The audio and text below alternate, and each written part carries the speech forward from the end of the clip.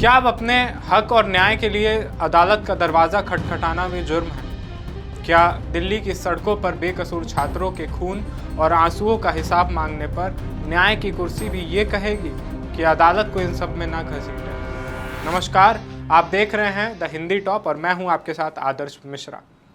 NEET UG 2026 परीक्षा में हुई धांधली और पेपर लीक के खिलाफ कॉकरोच जनता पार्टी यानी सीजेपी के संसद चलो मार्च के दौरान हुए खौफनाक लाठीचार्ज का मामला अब देश की सबसे बड़ी अदालत में से एक दिल्ली हाई कोर्ट की चौखट पर जा पहुंचा है।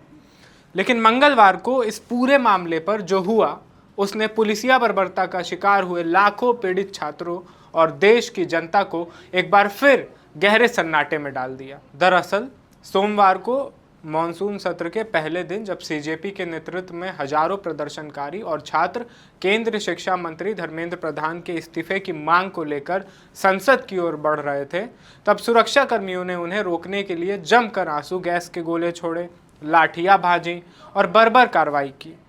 पुलिस की इस बेदर्दी और जरूरत से ज्यादा बल प्रयोग के खिलाफ सीजेपी ने तुरंत दिल्ली हाईकोर्ट में याचिका दायर कर आपातकालीन सुनवाई की गुहार लगाई थी।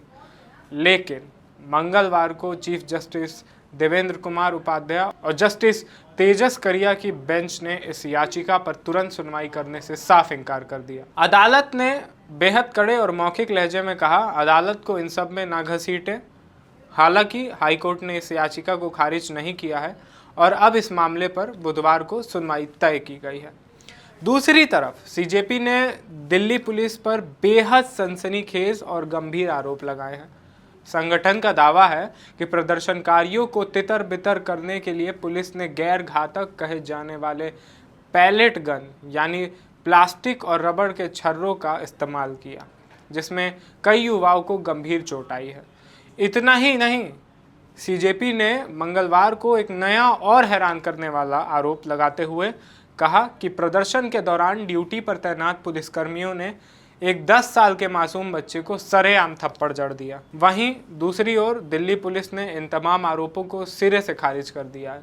पुलिस का साफ कहना है कि प्रदर्शनकारियों के खिलाफ किसी भी तरह के पैलेट गन का इस्तेमाल नहीं किया गया है।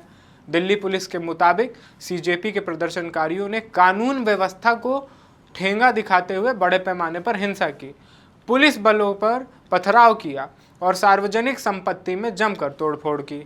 पुलिस का दावा है कि इस अचानक हुए हिंसक हमले में कई पुलिसकर्मी गंभीर रूप से घायल हुए हैं, जिसके चलते कानून व्यवस्था बनाए रखने के लिए सुरक्षा कर्मियों को मजबूरन कार्रवाई करनी पड़ी और अब उपद्रवियों के खिलाफ कानूनी शिकंजा कसा जा रहा है।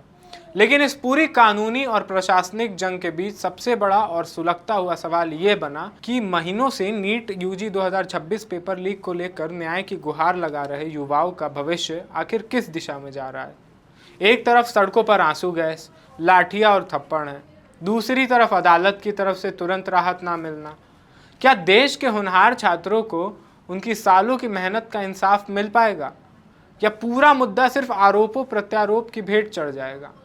बुधवार को दिल्ली हाईकोर्ट में होने वाली सुनवाई पर पूरे देश की नज़र टिकी हुई है। इस खबर पर हमारी पल पल की अपडेट जारी रहेगी। देखते रहें द हिंदी टॉप।